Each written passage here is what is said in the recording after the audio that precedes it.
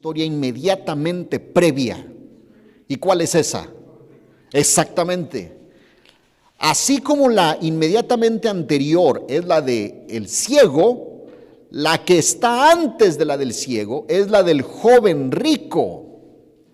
Lucas 18, 18 al 30.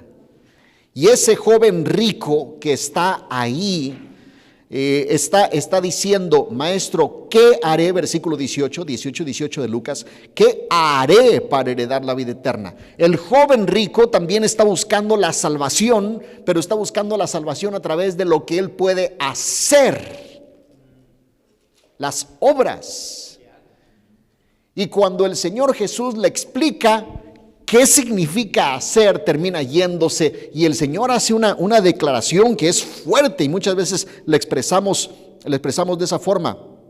Versículo 25.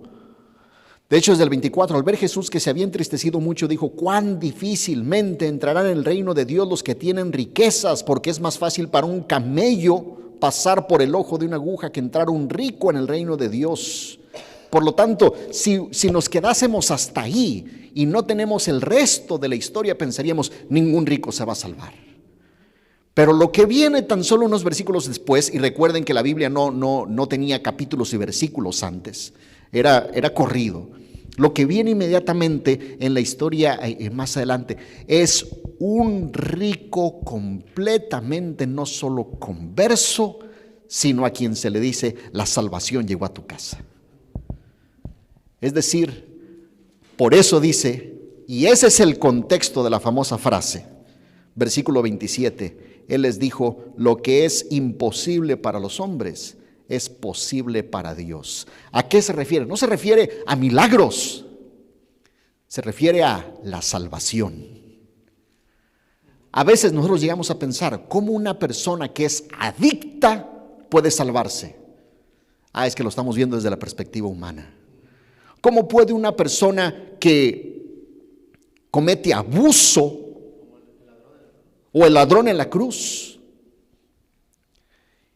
y lo acusamos? No, es que este es así y este es así y los llegamos a juzgar por lo que han sido en su vida pasada y no nos damos cuenta que lo que es imposible para los hombres es posible para Dios y tiene que ver con la salvación. Y Zaqueo es el cumplimiento de la posibilidad divina. Y eso aplica en nuestro contexto también. Hay ocasiones en que inmediatamente podemos juzgar a alguien por lo que ha hecho en el pasado y nos podemos referir a, vaya, hay quienes se han acercado conmigo diciendo, oh pastor, es que esta persona, fíjese, hizo esto y esto y esto y esto. Y por curiosidad pregunto, ¿y cuándo fue eso? No, pues por allá por el 95, 97. Su mecha. Sí. Lo que es imposible para los hombres es posible para Dios. Gloria a Dios que nosotros somos también una demostración de la posibilidad divina y de la imposibilidad humana.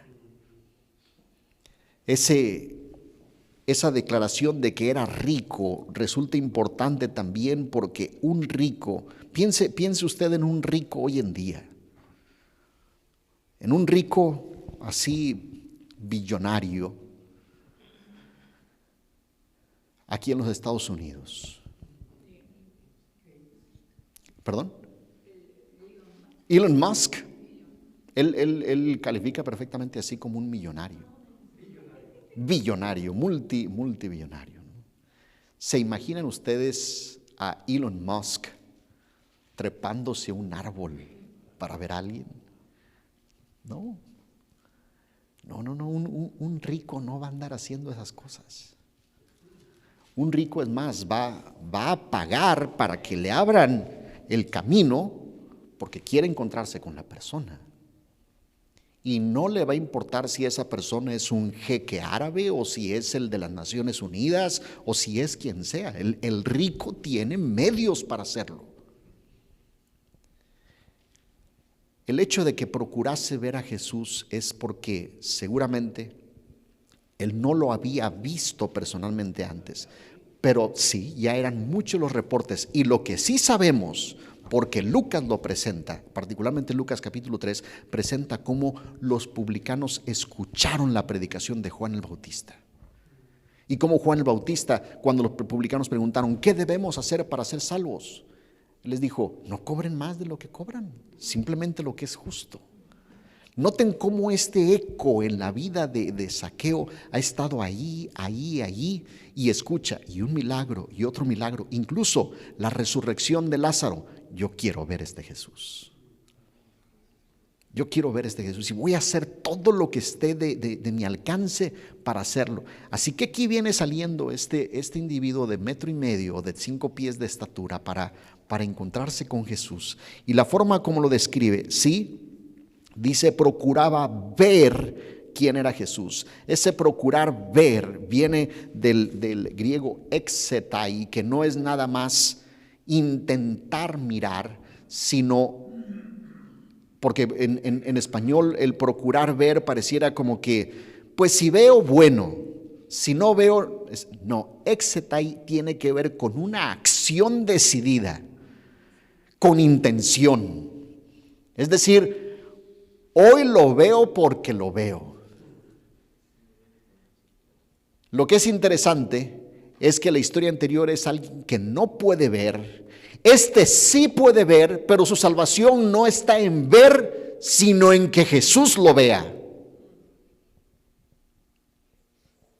Por lo tanto, la acción esta de mirar que va apareciendo en el Evangelio de Lucas, a final de cuentas, se reduce al hecho de que no se trata lo que nosotros miramos, sino que Jesús ha tenido el anhelante deseo de mirarnos y llamarnos e invitarnos. Y esa serie de acciones del cielo son hermosas. Versículo 4, ahí agrega cómo Él corre, se sube a un árbol para verle, porque había de pasar por allí. Y quiero pensar en la medida en que va avanzando la multitud, y Él lo va viendo a la distancia. Es fácil saber quién es, porque cuando la gente va siguiendo a alguien, se forma todo alrededor, ¿no?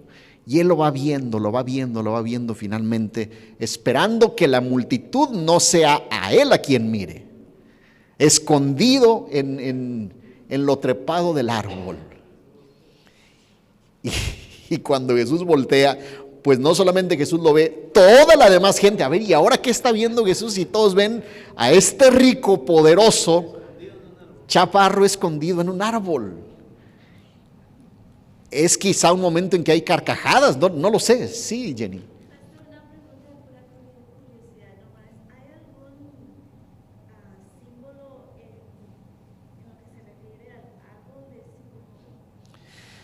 Me parece que sí, y es una excelente pregunta, porque el sicómoro también es un fig tree. Y ustedes saben que en el Evangelio de Lucas el fig tree también llega a ser como la parábola de la higuera seca, y cómo la higuera llega a ser una representación del pueblo de Israel que no da fruto. Y aquí nosotros estamos observando a un publicano, jefe, rico, que da fruto. Entonces me parece que hay una conexión ahí. El espíritu de profecía no hace esta conexión, pero considerando el cómo Lucas va hablando de ello, vean ustedes en qué evangelio está la parábola de la higuera seca o parábolas de la higuera.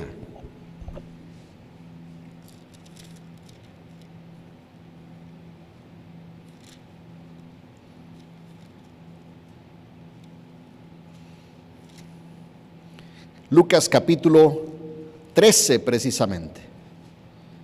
Y esta es una parábola bien interesante. Lucas 13, versículo 6. Dijo también esta parábola: tenía un hombre una higuera plantada en su viña y vino a buscar fruto en ella y no la halló. Y dijo el viñador: he aquí hace 3 años que vengo a buscar fruto en esta higuera y no la hallo. Córtala, ¿para qué inutiliza también la tierra? Él entonces respondiendo dijo: Señor, déjala todavía este año hasta que yo cabe alrededor de ella y la abone. Si diere fruto, bien, y si no, la cortarás después. Y esta es una parábola que se refiere al pueblo de Israel en el Evangelio de Lucas. Por lo tanto, sí hay ahí, me parece, un una conexión. No me atrevo a ser así concluyente, pero vale la pena dig a little bit more about it. Por lo tanto, una vez que esto se da y que el Señor lo ve y la gente voltea a verlo y quizá hay hasta carcajadas. ¿Por qué? Porque este jefe de los publicanos que coordinaba a los publicanos de alrededor, porque Jericó era un eje de comercio, así como Jerusalén era la capital religiosa de la nación, Jericó era la capital comercial de la nación. Y como capital comercial que era, y con las aduanas que pasaban, incluso era un lugar en donde vivían sacerdotes, la economía de Jericó era importantísima. Pero este individuo que abusa y abusa y abusa, él no le era permitido siquiera llegar a la sinagoga. Por lo tanto, tenemos aquí en la historia un hombre que tiene limitaciones. ¿Y a qué me refiero con limitaciones? Limitaciones de tipo laborales, porque su trabajo le impedía el que la gente lo viese bien. Tenía limitaciones sociales porque su reputación estaba por los suelos. Tenía limitaciones físicas por la estatura. Y tenía limitaciones espirituales porque él no podía ir a tener un encuentro en la sinagoga con el Señor. Y este hombre de tantas limitaciones, me parece que nos transmite a nosotros una lección importante hoy en día. Cuando nos consideramos ricos es cuando realmente somos pobres. Cuando nos consideramos que tenemos es cuando realmente más necesitamos de Cristo Jesús. Y lo que hay que hacer es simplemente acercarnos con nuestras limitaciones y decir: Señor, ayúdame, ayúdame. Y aunque se pudo haber abierto el círculo, viene la parte central, el centro de la narración, versículo 5, cuando Jesús llegó a aquel lugar, mirando hacia arriba le vio. Noten ustedes ese doble uso del verbo ver, porque en griego también son dos palabras diferentes. Uno es mirar, blepo, y el otro es jorao, ver. Por lo tanto, una cosa es mirar así y otra cosa es ya posar la vista con un propósito específico. Zaqueo, date prisa, desciende, es decir, deja de ir en ese ascenso rápido, es necesario que bajes y entonces es necesario que pose yo en tu casa. Noten esa expresión, pose, versículo 5 y versículo 7. Al ver esto todos murmuraban diciendo que había entrado ¿a qué? A quedarse. Le dice posar, quedarse, es el mismo verbo. Jesús le dice: hoy me voy a quedar en tu casa. Y la gente murmura porque él se quedó en la casa. En quedarse, menein. Menein significa morar. Jesús no solamente llegó a comer con él. En el trayecto a Jerusalén, él pasó una noche en la casa de Zaqueo. Claro que la gente iba a murmurar. ¿Cómo de entre toda la gente, oye Señor, te hubieses quedado con el sacerdote? ¿Te hubieses quedado con uno de tus discípulos fieles? ¿Con el primer anciano? Sí, a disfrutar las tortillas de Israel. Las tortillas de Israel son como maná, déjenme decirles. No, se lo critica ahí y se está quedando con el de peor reputación, con un pecador, jamartolos, es la forma en como dice en el original, y se refiere a alguien que practica el pecado. Sí, vaya, es como decimos esta frase en español, a un ladrón de moño blanco. Yo lo igualé a mi esposa como un policía de México, un policía corrupto, allá no se esconde. Sí, exactamente. Exacto. Curiosamente, ¿saben qué significa saqueo? Saqueo significa puro o inocente. Vaya nombre para alguien así, ¿no es cierto? La mamá a lo mejor se imaginaba otra vida para ese hijo y resultó que otros dicen, bueno, probablemente sea puro porque quien lo purificó es el Señor. Y el Señor no nos mira con ese pasado, sino nos mira con el futuro. Qué hermoso poder salir de un lugar y decir, ¿cómo te llamas? Me llamo puro. Sí. Y esa forma de desciende y se queda en su casa. Dice entonces ahí el versículo 6, Él descendió a prisa, le recibe gozoso. No se imaginó Zaqueo, ¿sí?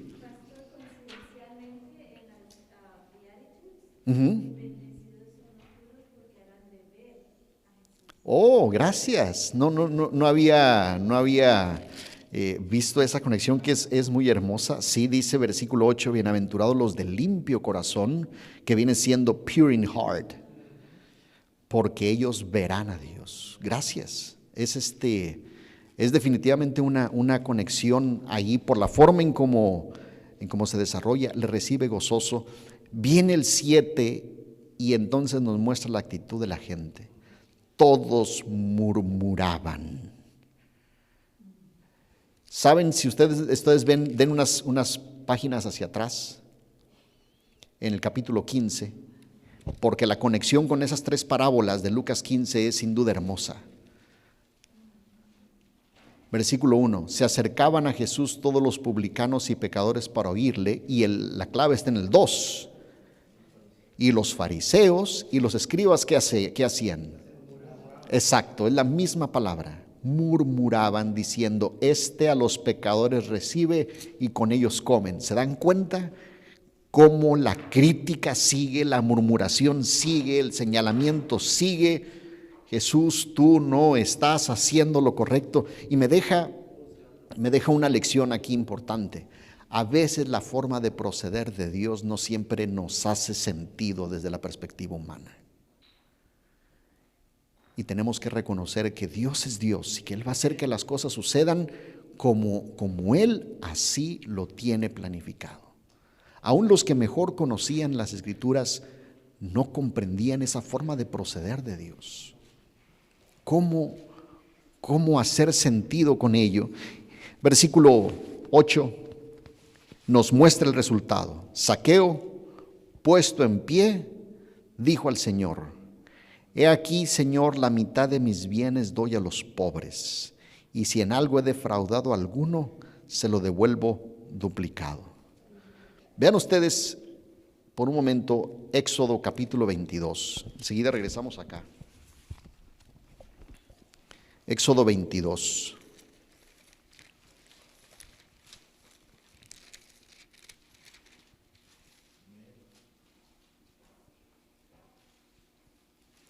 Versículo 1. Alguien que pueda leerlo, por favor. Cuando alguno hurtare buey o oveja y lo degollare y vendiere por aquel buey, pagará 5 bueyes y por aquella oveja 4 ovejas. ¿Cuánto tenía que ser la restitución? 4 veces. 4 veces. Vean ustedes, solo para hacer la conexión, segundo libro de Samuel. Segundo libro de Samuel, capítulo 12.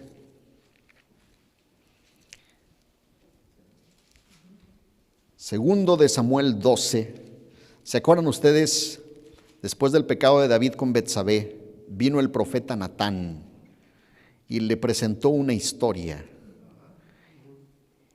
Y entonces quiero que vean versículo 5. Segundo de Samuel, capítulo 12, versículo 5. Entonces se encendió el furor de David en gran manera contra aquel hombre que había tomado ovejas. Y dijo a Natán, vive Jehová que el que tal hizo es digno de muerte. Y debe pagar la cordera, ¿de qué forma? 4 veces porque hizo tal cosa y no tuvo misericordia.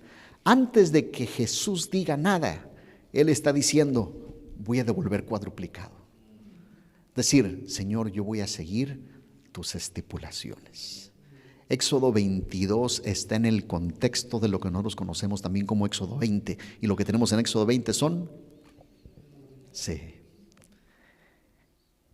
Es decir, noten aquí la tensión. Y eso es lo importante en la historia de Lucas. El joven rico, Jesús le dijo, anda. ¿Luego qué? Vende, no una cuarta parte. Todo lo que tienes, dalo a los pobres y sígueme. Zaqueo vendió todo lo que tenía y se lo dio a los pobres. La mitad. Le dio la mitad. El problema no estaba o no está en las posesiones, sino cuando las posesiones se convierten en lo prioritario en la vida. En lo prioritario en la vida. El joven rico, su problema es que amaba tanto el dinero que lo amaba más que a Dios y más que a él. Mientras que Zaqueo, no sabemos la conversación entre Jesús y Zaqueo. Evidentemente Zaqueo no entendió las profecías, Zaqueo no le dio a Jesús ahí un repaso probablemente de los 2300 tardes y mañanas, probablemente no fue necesario que le hablase de otros temas que para nosotros son muy preciados. ¿Por qué? Porque el evangelio tiene que ver con ríndete a Jesús. Y cuando hay un encuentro con Jesús, lo que se da, querrámoslo o no, es una transformación. Y es lo que estamos viendo aquí, es un hombre transformado. Lo que más amo no me voy a aferrar a ello, porque ahora lo más hermoso en mi vida, Zaqueo está diciendo, eres tú, Señor, es mi Cristo, es mi Salvador. Y por eso Él lo llama así, Señor. Señor. Esa declaración, Señor, es en griego kurios, y kurios es la forma en que en griego se le llama en el Antiguo Testamento al Jehová del Antiguo Testamento. Es decir, él vio en Jesús, ya no le dice Jesús, kurios, Jehová, mi Salvador, estoy haciendo un pacto contigo y me entrego a ti. No fue la devolución de los bienes lo que le salvó, fue la aceptación de Jesús como el Jehová del pacto, como el Señor que redime, como el que tiene poder para restaurar. El que tan solo quería ver a Jesús terminó siendo visto por el Hijo de Dios. El que tan solo quería tener un destello del que hacía milagros, terminó teniendo un encuentro con el mismo que se reveló a Moisés en el monte Sinaí. La zarza ardiente dejó de estar en el monte para venir y meterse a su casa. Y ese es uno de los encuentros más hermosos que se pueden dar. Lucas lo que nos está diciendo es, antes de ir a la cruz, él hizo una parada específica en la casa de Zaqueo. Tenemos que invitar a Jesús y decirle, Señor, tú estás por venir por segunda vez, pero te quiero invitar a que seas el huésped de honor en mi casa. Te quiero invitar a que mores en ella y a que produzcas en mí el cambio en donde deje todo aquello que me invite a reconocer tu presencia salvífica en mi corazón. Cuando esa declaración de Zaqueo se da, es entonces que Jesús finalmente dice, hoy ha venido la salvación. Y no solamente se refiere, ha venido la salvación porque Él es la salvación, sino porque ahí se dio. ¿Y cómo lo podemos saber? Esta expresión, por cuanto Él también es hijo de Abraham. Yo no sé si sus Biblias, la mía no, pero hay algunas Biblias que tienen referencias. Esto es una referencia directa a Gálatas. Gálatas, ¿alguno de ustedes tiene esa referencia ahí al pie o le hace esa conexión? Gálatas capítulo 3.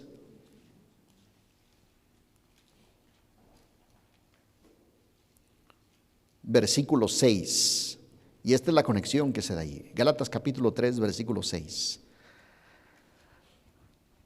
¿Alguien que lo pueda leer? Así como Abraham, quien le creyó a Dios y que le fue acreditado a él por justicia. Y el 7. ¿Tú qué lo conoces? Sabed por lo tanto que los que son de fe, estos son hijos de Abraham. ¿Se dan cuenta lo que le está diciendo Jesús a Zaqueo? Los que son de fe son hijos de Abraham. Hoy ha venido la salvación a esta casa porque él también es un hijo de Abraham. No está hablando de una salvación por nacionalidad. Está hablando de una salvación porque él tuvo la fe como la tuvo Abraham. Esto es lo que nosotros llamamos salvación por la fe o justificación por la fe. Sus acciones fueron un resultado y una evidencia del encuentro de Jesús, no el propósito de la salvación. ¿Qué haré para heredar la vida eterna?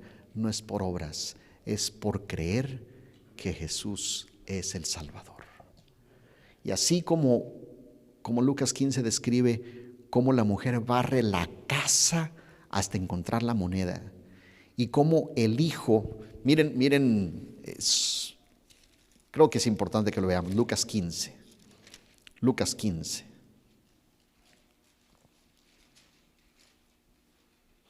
Versículo 20. Y vemos aquí el encuentro entre el hijo y el padre. Y levantándose, vino a su padre. Y cuando aún estaba lejos, su padre le vio. Noten este verbo. Y cuando lo vio, fue movido a misericordia. ¿Y qué hizo el padre? Otra vez. Corrió y se echó sobre su cuello y le besó.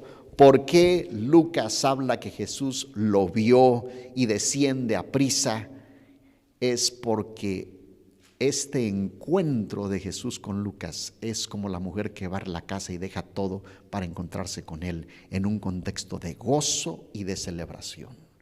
Maten el becerro gordo, dijo cuando llegó el hijo. Aquí, hoy voy a comer en tu casa. Vivir con Jesús es fiesta, es celebración, es regocijo. ¿Por qué? Porque es vida eterna. Hermanos, aun cuando existen lecciones hermosas por seguir escarbando, quiero concluir esta mañana invitándoles para que nosotros hagamos de Jesús ese invitado especial en nuestro corazón, que nos transforme, que nos dé esa revelación de su persona y nos permita completamente rendirnos ante Él. Probablemente yo no tengo que decirle, Señor, aquí está la mitad de mis bienes. Pues, su pastor no tiene bienes. A lo mejor lo que tiene son males, ¿no? Pero sí hay otras cosas que son debilidades para cada uno de nosotros. Señor, aquí están estas cosas que me distraen de ti. Señor, en lo que paso tantas horas, lo dejo y lo rindo, porque ahora quiero contemplar tu mirada, tu rostro, tu carácter. ¿Es el deseo de ustedes? Puedo ver sus manos. Que Dios nos bendiga y nos conduzca de esa forma. Inclinemos el rostro para orar. Señor, gracias porque con intencionalidad tú nos buscas, Padre. Y aquí estamos como hijos tuyos deseando que nuevamente el Jesús que estuvo sobre la tierra, el que se reveló a Moisés en la zarza, sea el que venga a nuestros corazones hoy. Míranos, oh Dios, remueve y muestra en nuestras vidas aquellas cosas que debemos hacer a un lado y permite que nos aferremos a ti y hagamos una declaración de compromiso y entrega y rendición total a lo que tú eres en nuestras vidas. Bendice este grupo, lo pedimos en el nombre de Cristo Jesús. Amén.